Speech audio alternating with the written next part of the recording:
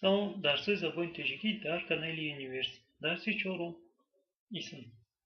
Дар дарси чорум мо ба ҳамроҳи шумо яке аз ҳиссаҳои нутқи ки исм мебошад мегузарем. Чӣ хеле ки мо медонем, исм ҳиссаи нутқ буда ашё ва мафҳумҳои предметиро мефаҳмонад. Исм ҳамчун ҳиссаи нутқ номи чизҳои конкрет, шахс, ҷонварон, ҳодисаву воқеа, амал ҳолат ва мафҳумҳои абстрактиро мефаҳмонад. Исм ба вазифаи ҳамаи аъзоҳои ҷумла омада метавонад.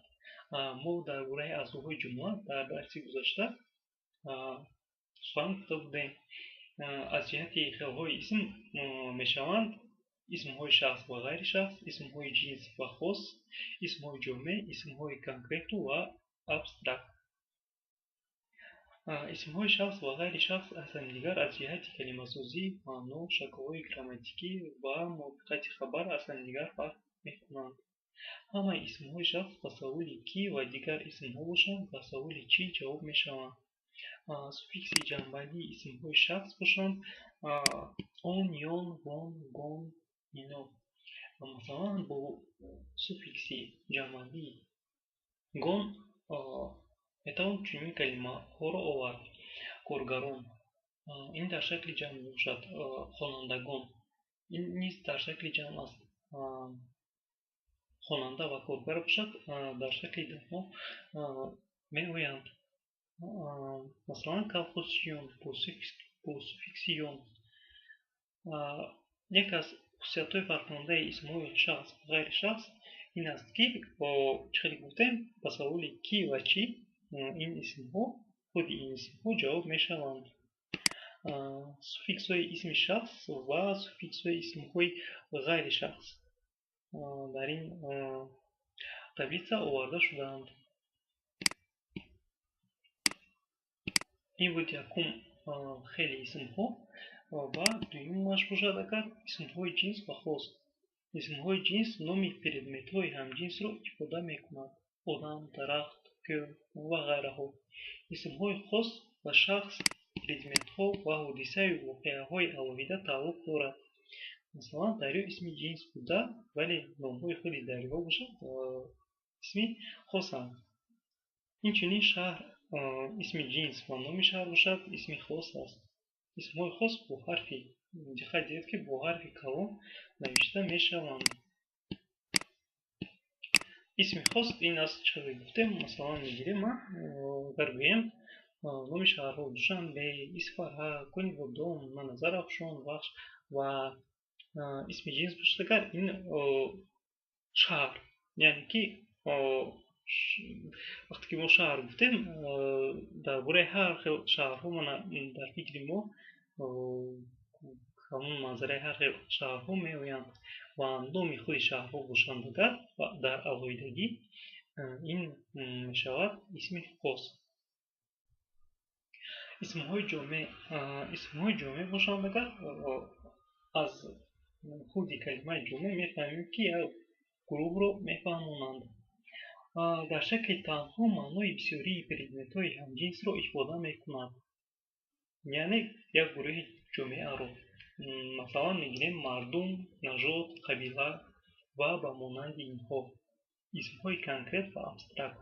Абстракт ин дар забони тоҷикӣ маънӣ мегӯянд. Ҳозир мо мефаҳмонем ки чӣ мебошад. Исмҳое ки инсон ва предметҳои олами ҳастиро ифода менамоянд, конкрет ном доранд. Яъне ки масалан мегирем конкретно ба чӣ чиз дахл дорад, яъне ки ин ҳатман ба инсон ва предметҳои олами ҳастӣ. Масалан, модар, бародар, дарё, хона, даст ва ба монанди инҳо. Исмҳои конкрет бошанд. Инҳо диққат диҳед ки исмҳои шуморидашаванда ҳастанд. исмҳои маънӣ яъне абстракт мафҳумҳои амал, аломат ва ҳолатро номбар мекунанд. Шӯҳрат, шафқат, некӣ, тайёрӣ ва ғайра. Инчунин исмҳои маънӣ бештар аз сифат, феъл, исм ва сифати феълӣ ба воситаи суффикси и, иш, ор ва ба монанди инҳо сохта мешавад. Исмҳои маънӣ дар шакли танҳо истифода мешаванд. خصوصیت فرق‌کننده اسم معنی و کنکرت در همین گذاشته شده هستند که در شکل تنها و در شکل شموریده شونده اسم استفاده برده می شوند. در شکل جمع باشد اگر درس‌های جداگانه به عمل آمدن آنها را دلالت می‌دهد. نیکی‌ها، غم‌ها، دلداری‌ها و اینچنین همه اسم‌ها به دو گروه کلان یعنی جاندار و بیجان تقسیم می‌شوند. به گروه اسم‌های جاندار چه خیلی می‌دونیم، یعنی مثلا چیزی که جان دارد این به اسم جاندار تعلق دارد و چیزی که جان ندارد این یکی بیجان. چیزی که در اینجا آورده شده است، مثلا میگیم اسم‌های جاندار آدم، حیوانات و جانوران. نام همه предмет‌های دیگر و اکثر واقعه‌هایی که به اسم‌های بیجان داخل می‌شوند این در بالا گفته گذشته. اسم‌های جاندار نیز افاده جنسیت طبیعی دارند. این مثلا می‌گیریم از دیگر زبان‌ها، بیشتر در زبان روسی ما با چنین اسم‌هایی که دارای جنسیت طبیعی میباشند ما میخوریم. کاتگوری‌های اسم‌ها باشند نامعینی و نامعینی اند. یعنی که در زبان انگلیسی اگر دونیم ارتیکل هستند در اونجا ارتیکل معینی و نامعینی. در زبان تاجیکی نیست چنین ارتیکل با مانند زبان انگلیسی نیست، ولی چیزی که میگن تناسباً وجود دارد. معینی و نامعینی معنای بحث واسه داشته با اصول و روح‌های گوناگون استفاده می‌شود و با اصول‌های گوناگون ما می‌توانیم فهمیم که در کدام جمله‌ها ارتیکل‌های معینی و نامعینی آمده شده‌اند. предмети که به هر صورتون معلوم است معین و предмети که تنها به گوینده معلوم بوده و شنونده معلوم نیست نامعینی میباشد. این تعریفی ارتیکل‌های نامعین که در جمله‌های زبان تاجیکی میآیند میباشد. اسم دارای کاتگوری‌های مرحله‌ای معینی و نامعینی میباشد که با واسطه اساسی استفاده آن ارتیکل یه به شمار میرود. اساساً کاتگوری‌های معینی اسم با داشتن ارتیکل یه در کلمه‌ها به وقوع میپیوندند. کاتگوریای نامعینی با چنین طرز ساخته میشود. مثلا او هم در شب‌هایی که به جای به مهمانی نرود اینجا آمده خاطر دوستان رو با غزل و سرود شاد میکرد. یعنی در اینجا جای با همراه گردیدن ارتیکل یه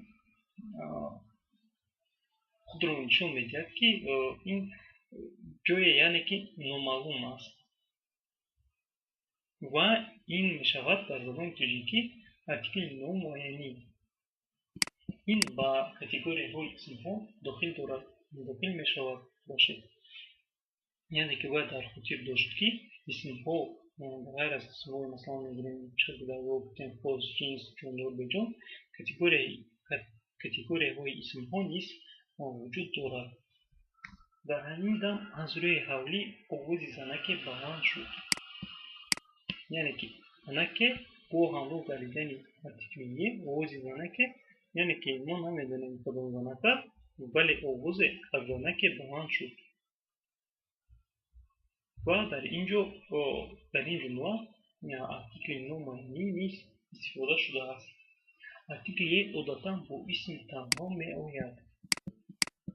در افاده نامعینی اسم جانشین یگان نیز استفاده می شود. این طور باشد یگان روز تعطیل او را به حجره من گرفته بیاید. با جای یه ارتیکل یه کلمه یگان در زبان تاجیکی استفاده نیز می‌گردد. در مثال‌هایی که در پایان آورده شده‌اند کلمه یگان را با ارتیکل یه آزادانه عوض کردن ممکن است. مثلا در اینجا می‌بینید یکم مثال رو ما می‌بینیم اگر در حولیش یگان کاری زیرتر بگوید او هم ما رو برده کردنی این کار رو می‌فرماید.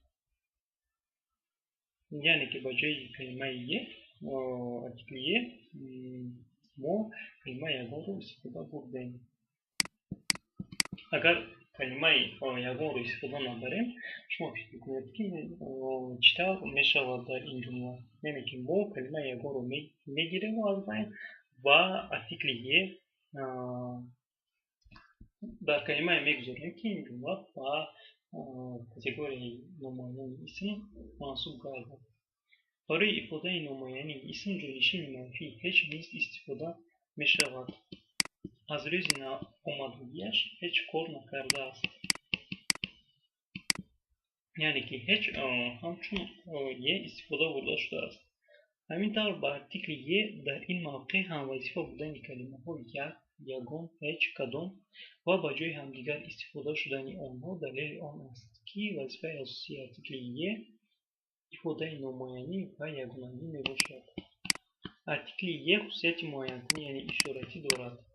سگ از گفتگوزاری که در بین چوپان و آینده رفت و هم از فرمانی که چوپان با خودش چین دم خواب گویان داد باید بود که آینده یک شخص بی‌ضرر بوده و آروم گرفت. در اینجا کلمه گفتگوزاری یعنی که در اینجا معین شده است گفتگوزاری فرمان این کلمه های معین که گپ درباره چی می رود گفتگوزار در بین کی می رود و فرمان از طرف کی است در اینجا همش روشن فهمانده شده است. خانه هایی که به نزدیکی آنها کشیده آمدند در پیش نظرش گویا بر اول نمایان گردیدند. خانه هایی در اینجا نیست به طور روشن آورده شده است. یعنی که ما میفهمیم کدام خانه ها مخصوصا کدام خانه ها یعنی که این فهمو می باشد. در زبان ادبی توجیه حادثه با یک اسم آمدن ارتیکل یه و جانشین های اشارتی آن همان ممنوع است. یعنی که این کلمه های می باشند که ما می توانیم با جای ارتیکل یه استفاده بریم و با جای ارتیکل نمایانی یه ما کلمه های هیچ یگان داشتیم. فرض اون روزی که من با پروردگار خواجه ملاقات داشتم خدمتگار دانوا خواجه اکرام آمده مرا به حضور دانوا دعوت کرد. اون روزه یعنی که معلوم است کدام روز گوینده خودش میداند که در فکرش میراند که وی کدام روز رو با شنونده گفته ایستاده است. و در مثال دیگر باشد اگر من قبول کردم همون سرتراشی رو که مرهم دوده بود آوردم. یعنی که در اینجا نیست گوینده میداند اوشه алакай میداند که گپ درباره کدام سرتراش رفته ایستاده است. کاتگوری معینی اسم با ارتیکل یه کلمه های هم نسبت اسم با یه پیوندک‌های ترکیبی با یه کلمه های هم نسبتی باشند اینها هم طرز طور زمان وقت و اگر با پیوندک‌های ترکیبی با ارتیکل یه بایند اینا میشوند وقتی که دمی که در وقتی که به طرزی که من برای چه آوردم کلمه هم نسبت رو و پیوندک‌های ترکیبی رو چون که اینها در زبان تاجیکی خیلی زیاد به چشم میرسند. اینچنین ارتیکل یه برای بیان تابش درجه صفت آمده میتواند شعری خوبه کسی نهایت خوب است.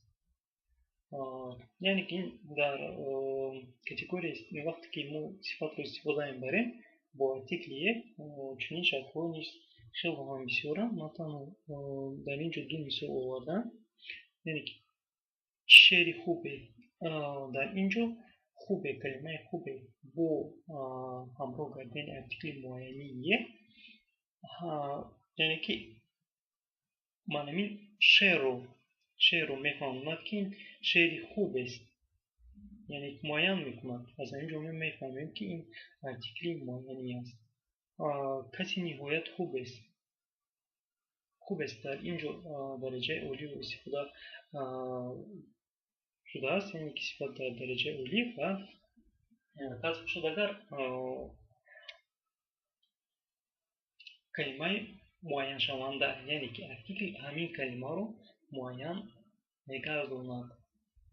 ما در درس گذشته یک چند وظیفه خانگی سپرده شده بود درباره انواع جمله و من فکر میکنم که این وظیفه خانگی هایی که بودم مقدار شما نبودم و میتونید در کامنتاری هاتون نویسید. در همین جا درس ما به آخر میرسد. تا درس آینده.